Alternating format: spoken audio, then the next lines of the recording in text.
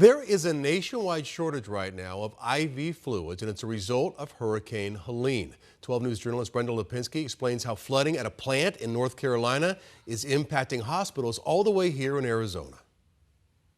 The doctor I spoke with says even if the factory that was impacted gets up and running next week, it'll still take a while before supplies get back to normal.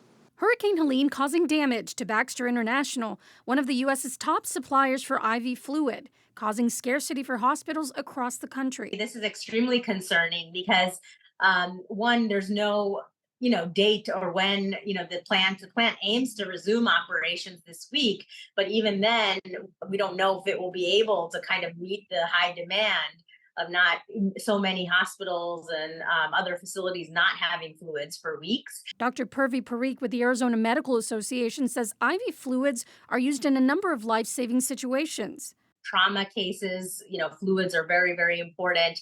If somebody comes in after a car accident, they need IV fluids. Almost every medical emergency requires IV fluids. Banner Health, one of Arizona's largest health systems, are delaying some elective surgeries to maintain supply, saying in part, while Banner has received some partial shipments and implemented stringent conservation measures, our current supply is insufficient to safely maintain our usual volume of surgeries. Dr. Parikh says some hospitals are having to order IV fluid from other countries. And there really isn't any reserves, right, or backup manufacturers for a situation like this. That's why we have to rely on other countries to send us fluids, such as the UK or China or other places in Asia.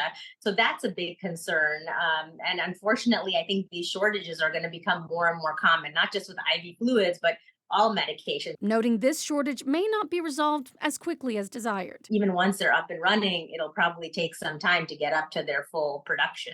That's my guess. We spoke to Mayo Clinic, and they say they're taking conservation measures. Honor Health says that they're monitoring the situation, and Banner Health says that they will communicate with people whose elective surgery has been postponed.